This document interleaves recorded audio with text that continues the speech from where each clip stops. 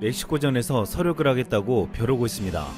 우리 축구 국가대표는 오스트리아에서 오는 15일에 멕시코와 17일에는 카타르와 평가전을 펼칩니다. 올해 막바지의 처음이자 마지막으로 열리는 A매치 두 경기는 큰 의미를 지니고 있습니다. 지난 2018년 러시아 월드컵에서 멕시코를 만나 손흥민이 골을 넣고도 1대2의 패배를 하자 라커룸이 떠나가도록 눈물을 흘렸습니다. 멕시코에 대한 패배는 대한민국의 16강 진출을 좌절하게 만들었습니다. 손흥민은 당시 멕시코에 대해 쓰라린 아픔으로 기억하고 있지만 아이러니하게도 멕시코에서는 손흥민에 대해 아주 행복한 기억을 하고 있습니다. 손흥민의 골로 독일을 2대0으로 이기면서 멕시코가 극적으로 16강에 진출했기 때문입니다. 이로 인해 손흥민은 멕시코의 영웅으로 떠올랐고 한 멕시코 네티즌은 손흥민 대신 내가 군대 가겠다며 열광했습니다. 멕시코 최대 방송사인 텔레비사는 손흥민의 특집 다큐멘터리를 긴급 편성해 보내기도 했습니다. 이뿐만 아니라 한국 때문에 16강에 올라갔다며 멕시코 전역에 꼬레아 열풍이 불었는데 멕시코 한국 대사관에는 각종 선물이 쇄도했고 멕시코 최대항공사는 항공료를 20% 할인해주기도 했습니다. 또한 지난해 손흥민은 멕시코 국기의 날에서 멕시코 국기를 들고 축하해주자 멕시코에서는 손흥민, 멕시칸의 자랑이라는 글을 손흥민의 사진과 함께 게재했습니다. 하지만 손흥민을 포함한 축구대표팀은 월드컵 조별리그에 탈락하고 돌아오자 인천공항 입국식 해단식에는 일부 팬들이 달걀과 베개 등을 던지는 상황이 벌어졌습니다. 달걀은 손흥민의 발 앞에서 깨졌고 영국 국기인 유니언잭 문양이 새겨진 쿠션도 함께 던져졌습니다. 손흥민에겐 잊지 못할 아픈 기억이었습니다. 이후 축구 대표팀 감독은 파울로 벤투가 선임되었고 벤투 감독은 손흥민의 리더십을 높게 평가해 당시 26세이던 손흥민에게 주장 완장을 건넸습니다. 이제 한국팀의 주장 손흥민은 멕시코의 서력전 승리는 물론이고 유럽 무대에서 고군분투하고 있는 동료 선수들에게 기를 불어넣어 더 나은 모습으로 돌아가게 만들겠다고 말하고 있습니다. 손흥민은 월드컵 이후 매년 폭발적인 성장을 했고 이제는 월드클래스란 말까지 듣고 있습니다. 최근 영국에서는 손흥민이 월드클래스냐 아니냐는 논쟁이 벌어지고 있는데 영국 올풋볼은 지난 13일 손흥민은 한순간도 EPL 최고 선수라고 생각한 적이 없다는 겸손한 인터뷰를 남겼지만 손흥민은 해리케인과의 호흡만 봐도 월드클래스라고 치켜세웠습니다. 또한 이 매체는 손흥민의 스타일은 항상 위협적으로 만들고 누구보다 자신의 스피드를 잘 살린다. 어떤 공격 항목에서도 그를 찾을 수 있다고 강조했습니다. 또한 ESPN 데포르테스는 손흥민은 세계 축구계 엘리트 선수이자 한국에서 가장 큰 스타라고 소개하면서 트랜스퍼 마크트에 따르면 손흥민의 몸값은 8,830만 달러, 한화로 약 984억 원이라고 했습니다. 이 매체는 멕시코 선수 15명을 합한 것보다 손흥민의 몸값이 더 높다고 비교했습니다. 이 같은 손흥민의 가치는 멕시코는 피파 랭킹 11위로 38위인 대한민국보다 훨씬 위지만 우리 대표팀이 멕시코에 대해 주눅이 들거나 두려워하지 않게 만들고 있습니다. 그런데 최근 국내 언론들은 손흥민에 대해 새로운 걱정을 하고 있습니다. 손흥민이 너무 지쳐있다는 것이었습니다. 실제로 손흥민은 잉글랜드 프리미어리그와 유로파 리그를 병행하는 소속팀 일정에 좀처럼 쉬지 못하고 있습니다. 또한 지난 10월에는 햄스트링의 불편을 느껴 일주일 동안 휴식과 치료에 집중하기도 했습니다. 이런 가운데 이번 대표팀에 소집되면서 손흥민의 체력에 대한 우려의 목소리가 커졌습니다.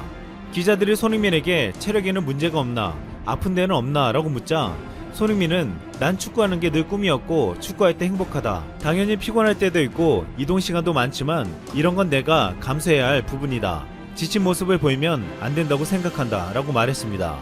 이어 소속팀에서 해리케인과의 환상의 궁합을 보여주는데 대표팀에서 황희찬이나 황의조와도 그런 모습을 기대해도 되겠냐는 질문을 받았습니다.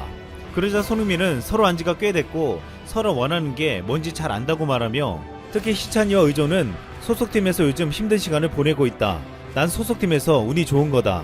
희찬이와 의조가 대표팀에서 경기력을 끌어올린다면 좋겠다. 이들이 더 나은 모습으로 소속팀에 돌아가게끔 돕는 것도 내 역할이라고 생각한다 라고 말했습니다.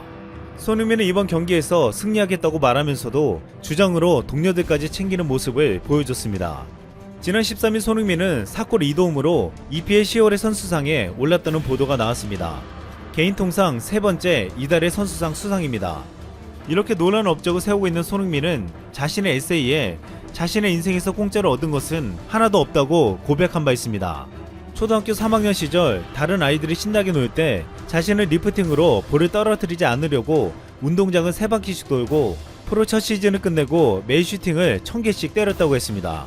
와 정말 슈팅이 대단하네요 라는 말을 들으면 기분이 좋다가도 내가 이렇게 슛을 때리려고 얼마나 노력했는데 라는 생각이 든다고도 했습니다. 손흥민은 드리블, 슈팅, 컨디션 유지, 부상 방지 등 전부 죽어라 노력해서 얻은 결과물이라고 믿는다고 했습니다. 손흥민은 알려진 바와 같이 돈과 명예를 가진 축구선수의 화려한 삶을 포기하고 결혼도 미룬 채 오로지 축구에만 집중하는 삶을 살고 있습니다. 이 같은 손흥민의 축구 철학은 과거 토트넘 전성기를 구가했다는 한 동료와 극명하게 대비되고 있습니다. 과거 토트넘에서 전성기를 이끌었던 데스크라 불리는 4명의 선수는 대단했습니다. 바로 알리, 에릭센, 손흥민, 케인을 지칭하는 말이었습니다. 여기서 특히 알리는 손흥민보다 재능이 더 뛰어나다는 말까지 들었습니다. 당시 알리의 활약에 레알에 영입하려고 5천만 파운드를 준비 중이라는 소식까지 전해질 정도였습니다.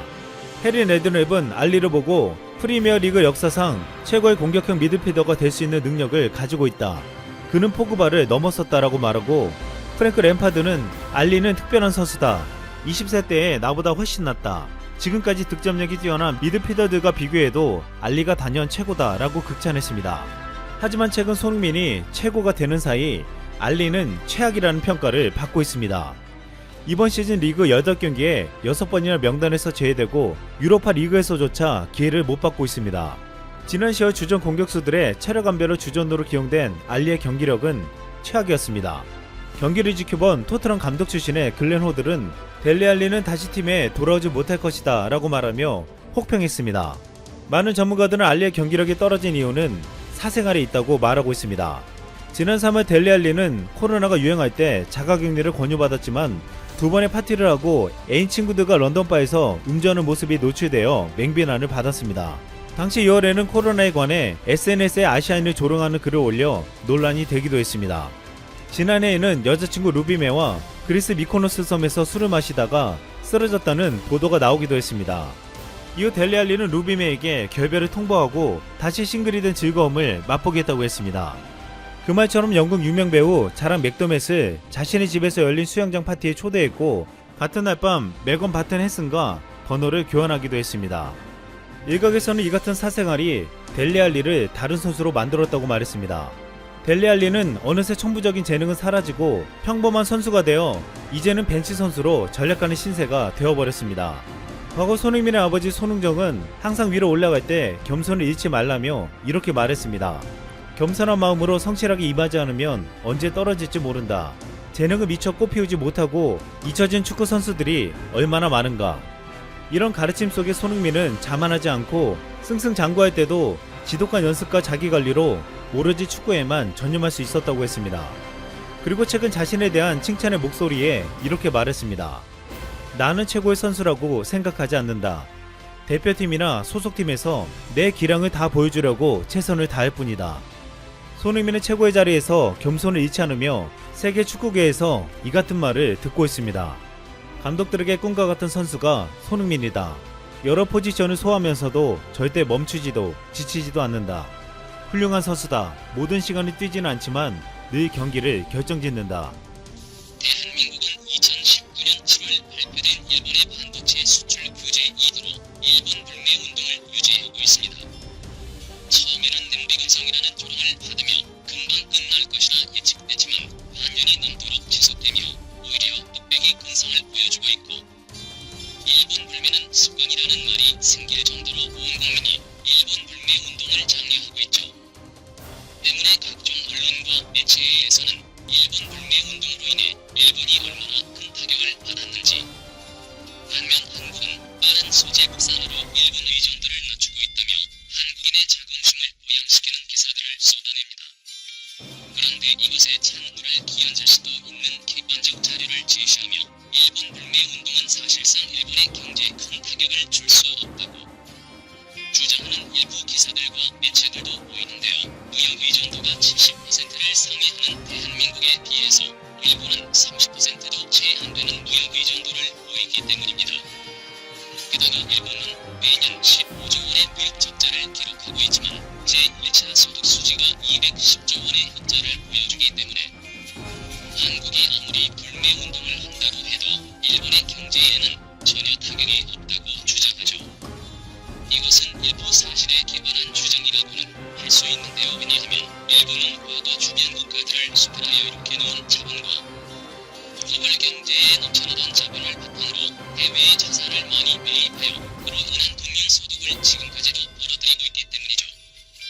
그렇다면 우리나라 사람들은 계란으로 갈비치기라는 심정으로 불매운동이 전혀 소용없다고 생각해야 하는 것일까요? 결론부터 말씀드리면 그렇지 않다고 할 수 있습니다.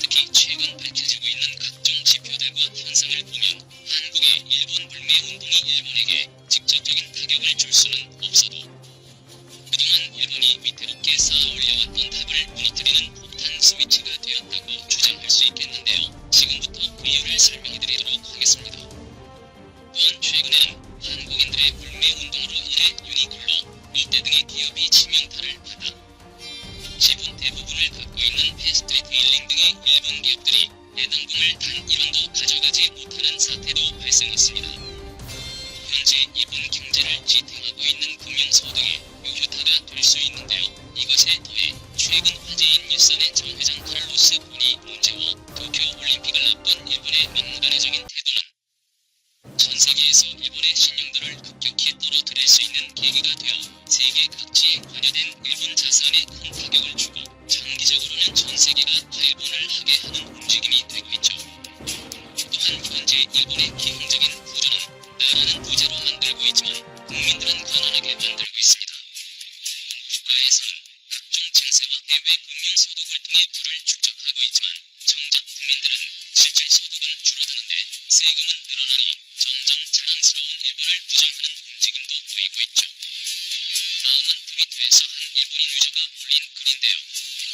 1990년대 일본 제품은 세계 제일 1990년대 같은 가격이라면 품질은 일본이 세계 제일 2000년대 소형화 기술과 안전 성능은 일본이 세계 제일 2010년대 전반 제품에 사용되는 부품은 일본제가 많다.